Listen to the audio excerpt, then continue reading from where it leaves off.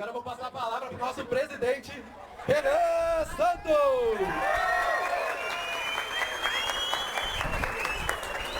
Boa noite, meus amiguinhos aqui presentes. Olhem para lá. Há um ladrão aqui nesse lugar. Que isso? Uma vaia pra esse filho da puta. Não vamos gastar tanta língua aí com esse cara. Ele só é um ladrão que tava aqui mesmo. Boa noite, pessoal. Uma honra estar aqui presente com vocês. Um prazer enorme. Tratar de algo. Vejam o momento que nós estamos. O momento é o seguinte. Estamos no ato de filiação do Kim Kataguiri, do Minato, ao partido que nós fundamos. Já pararam para pensar o quão grande é a realização dos nossos sonhos? O quão distante a gente estava de estar nesse passo? Quando a gente começou a montar o partido, quando a gente estava lá, olha, coletei 3.000 assinaturas hoje, quando eu me encontrava com o Oliver à noite, juntava com a Fernanda, ia lá, não, pessoal, olha só, acho que temos que mudar as áreas, não, esse coordenador da coleta tá indo mal. Todos os números que vocês acompanharam, todos os livros amarelos que vocês compraram, todos os dias quando nós tivemos medo de não ter dinheiro para pagar o salário dos nossos coletores. E agora, eu ligo a televisão na TV Câmara, aí tá lá, Kim Kataguiri, missão. Isso é muito estranho. O próprio Guto, o Viraguto, sacaria as missões. Eu falei, mas tá rolando mesmo. E é verdade. Eles agora participam das reuniões dos colégios de líderes. E eles têm que os caras têm que ouvir o pessoal lá, não, parece que o líder Kataguiri tem um ponto, o PL tem que ouvir. Inclusive tem umas coisas meio que por consenso, você ficar barrando, eles atrapalham um pouco o dia a dia deles ali. Então a real é, os nossos sonhos não estão no futuro. Os nossos sonhos só estão fracionados acontecendo no presente.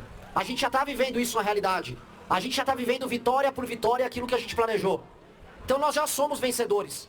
Esse ato hoje é um ato de comemoração de mais uma vitória, de um ano de vitórias enorme que nós teremos. Tá? Eu volto a falar do Kim Katsumoto Kataguiri, tá? Vulgo Fonão, tá? O Fonos Maximus. Até hoje, meu. Até hoje, é que saiu um pouco de moda, mas desde que surgiu o gravatão, o meme, eu tô tendo que manter o Fonão vivo, tá? Eu não vou repetir a história desse cara. Eu não vou perder meu tempo falando dele que eles começam. Minha proposta é ajudar um pouco. Mas, nos filmes, nos desenhos animados, nas séries que a gente assiste, sempre tem aquele momento em que o protagonista se vê sozinho na batalha, e aí ele tá cansado e tá machucado, e aí a cavalaria chega. Um exemplo clássico que a cavalaria chegou é no filme As Duas Torres do Senhor dos Anéis, quando chega a cavalaria de Rohan, os Rohirrim, junto com o Gandalf, pra ajudar na batalha. Batalha do Abismo de Helm.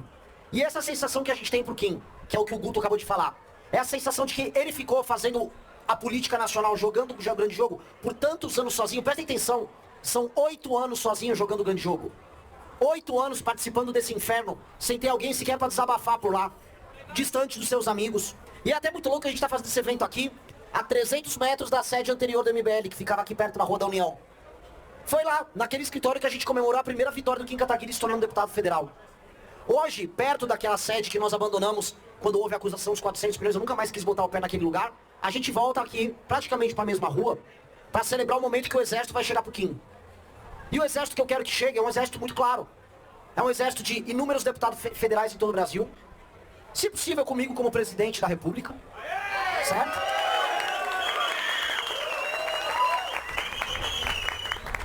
E se esse homem não quiser ser governador, eu gostaria muito. Posso? Não. Ah, não. Então não vou falar. Não vou falar, mas tem um convite aí. Tem um convite. Sim, foda-se, eu vou te chamar o Kim pra jantar. Ok? E outro elemento disso muito importante, que eu preciso falar desse homem que tá aqui no palco também. Minato apareceu para nós, após o impeachment, como coordenador da campanha do Kim. Silencioso, eficiente, primeira campanha de deputado federal nossa que ele participa, se adaptando ao time, se muda pra Brasília, e aí ele começa a ser aquele cara que eu falava primeiro muito pouco, e aos poucos eu fui, não, mas o Minato, eu ia uma vez pra Brasília, depois ia pra outra. Depois a gente entendeu, e a gente começou a compreender a lógica de funcionamento do Kim, que não haveria Kim Kataguiri sem o senhor Minato Ogawa. Que não havia aquele mandato que a gente celebrava e já falava no segundo ano, que era o melhor mandato do Brasil, sem a lógica que ele implementou de trabalho. Quando a Amanda falou, o Renan falou, não, tem que ser o Minato tocando a subprefeitura. Por quê? Porque o Minato é metódico, ele é racional e ele tem um senso de justiça poderosíssimo. O senso de justiça do Minato é uma das coisas mais poderosas que eu conheço. A capacidade de julgamento que ele tem do que é certo e do que é errado, ela é simples de entrar, não é dramática como a minha. Todo mundo sabe, eu sou meio dramático. O Guto é um pouco dramático também. Renato é meio dramático. Arthur, então, é uma bicha louca. Mas ele não. O senso de justiça, a tomada de decisões racional. Ele ajudou o Kim nos piores momentos do Kim. Kim, querendo ou não, é um cara que foi pra Brasília logo após perder o pai dele. O Kim, longe dos amigos, passou por pouco diabo amassou, depressão, perseguição política. E o Minato segurando aquela máquina que continuava produzindo e sendo o gabinete mais produtivo de Brasília. Se vocês imaginaram que esses caras passaram pelo inferno juntos e não deixaram em nenhum momento de ser o gabinete mais produtivo daquele lugar, isso diz muito sobre a capacidade técnica, intelectual, mas profundamente humana desses caras. E o que eu peço a salva de aplausos pra eles agora.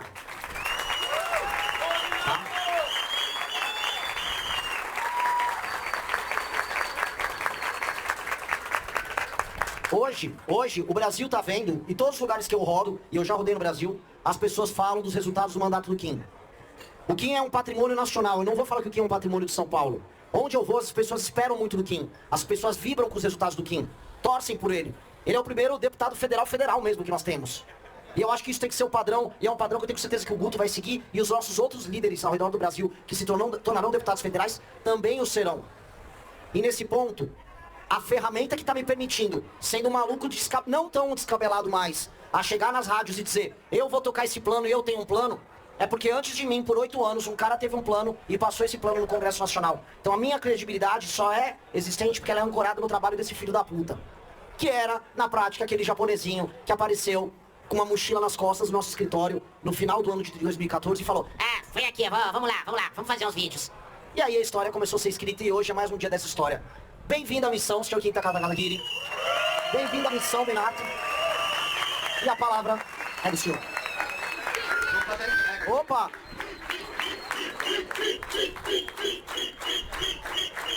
E aqui entregando, olha o número, simplesmente Kim Paim, você tem o seu momento. O filiado número 14.013 é o senhor Kim Kataguiri, salve de palmas. Sempre lembrando que o 13 precisava estar aqui, porque o primeiro cara a derrubar um governo do 13 foi esse cara aqui. E o 14 sempre supera o 13. Muito bem, muito bem. Uma salva de palmas aí pro nosso presidente. Vamos chamar agora a grande estrela, Kim Kataguiri! O deputado federal. Tira o microfone. Esse tá melhor.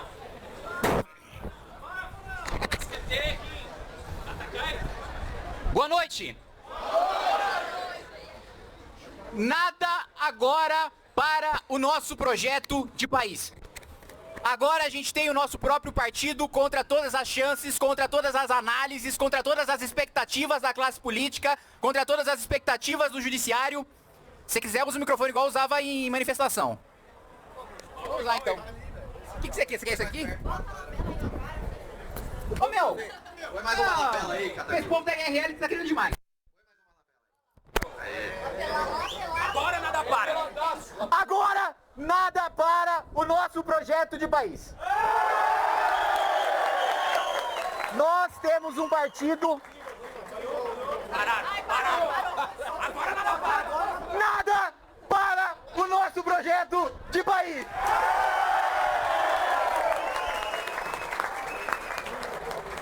Apesar de todas as chances, que bom falar assim igual a manifestação de novo. Apesar de todas as chances, apesar de todos os ataques, apesar de todas as tentativas de nos destruir politicamente, midiaticamente, de nos prender, como o Renan colocou, não é só que o Minato passou pelo inferno junto comigo, todos nós aqui passamos pelo inferno juntos. E não tem nada mais poderoso para unir pessoas do que você passar pelo inferno junto e continuar junto depois de passar por ele. Nós já passamos. A gente já saiu dos portões do Tártaro. Não estamos mais sob o poder de Hades. Agora, nós temos a nossa própria casa. Agora, nós temos os nossos próprios argonautas, o nosso próprio navio para navegar. E eu digo para vocês, com muita confiança, este ano não é um ano histórico para o Partido Missão. Este ano não é um ano histórico para o Movimento Brasil Livre. Esse ano é um ano histórico para o Brasil. Por quê?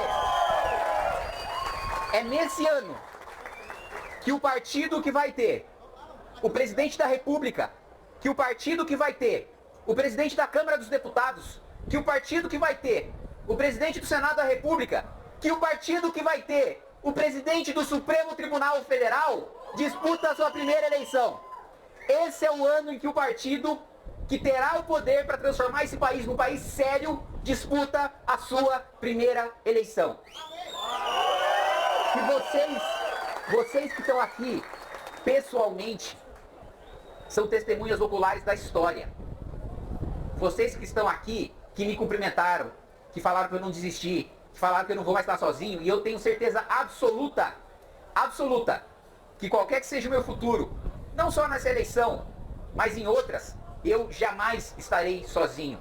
Jamais estarei sozinho disputando qualquer eleição. Se eu disputar para vereador, pela missão, para deputado estadual, para deputado federal, para governador, para prefeito, para presidente da República, eu sei que eu jamais estarei sozinho, porque eu nunca estive sozinho dentro desse movimento durante todo esse tempo.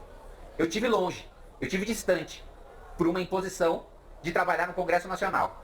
Mas agora eu vou ter meus aliados do lado, perto, junto comigo, exercendo o poder comigo. Na minha primeira semana, e eu quero compartilhar uma coisa aqui para vocês. Cada vez que um de vocês me elogia, eu levo isso como uma dívida. Eu levo isso como um fardo. Cada vez que cada um de vocês fala alguma coisa boa sobre mim, pra mim, eu levo aquilo como uma obrigação. A partir do momento que vocês estão me elogiando, eu tenho a obrigação de atender a expectativa do elogio que vocês fizeram. A partir do momento que vocês falaram para eu continuar, eu tenho a obrigação de continuar dando o meu máximo. E eu quero dizer para vocês, eu acho que esse é um sentimento que eu compartilho com o Renan desde o começo da MBL. Nós não estamos nessa para fazer uma coisa mais ou menos. A gente não está nessa para ter uma vida confortável com os amigos e com a família e ao mesmo tempo fazer política. A gente está nessa para que, ainda que o custo da gente deixar um legado para esse país seja a gente viver uma vida miserável, pessoal, familiar, de amizade, nós vamos pagar esse preço. Porque é esse preço que todos aqueles que fizeram história pagaram e a gente está disposto a pagar. E se não tiver ninguém disposto a pagar, esse país não muda, não vai se transformar num país sério. Cada vez que eu olho isso de fato me indigna, isso de fato... Eu confesso para vocês outra coisa. Ver o absurdo todos os dias no Congresso te deixa um pouco cínico e você precisa lutar contra o cinismo. Porque você vê o absurdo todo dia, você sabe que aquilo acontece todo dia. Se vocês... Por vezes, olha um monte de notícia, um monte de desgraça acontecendo, um monte de gente roubando, ninguém sendo preso, e vocês ficam desesperançosos, e eu que vejo isso todo dia. E eu que a minha vida é isso. Por isso que eu preciso lutar contra o cinismo. Por isso que tem um quadro no meu gabinete dizendo para nunca perder a capacidade de se indignar. E eu me indigno quando eu olho, nos últimos 40 anos, o lixo de país que a gente se tornou. A oportunidade histórica que a gente perdeu. A missão disputa o poder e terá o poder para transformar esse país, junto com cada um de vocês, num país rico, num país poderoso, num Brasil rico, num Brasil poderoso e num Brasil livre, num Brasil que de fato é soberano. E não é soberania igual o petista fica repetindo, que acabou de aprender a palavra. É soberano de verdade. É um país cuja opinião importa para o mundo, que senta na mesa dos adultos, que não é ridicularizado o mundo afora.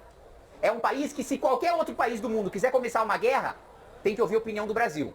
Senão a guerra não começa ou a guerra não termina. É um país que senta na mesa dos adultos, que resolveu seus problemas domésticos e agora opina para o mundo. É esse o país que a gente tem na nossa cabeça e é esse o país que a gente quer materializar. Então, eu quero agradecer a cada um de vocês, porque, e eu já disse isso algumas vezes desde a fundação do partido, mas eu faço questão de repetir nessa solenidade da minha filiação. Nunca mais, filho da puta nenhum vai me impedir de disputar a eleição que eu quiser pro cargo que eu quiser.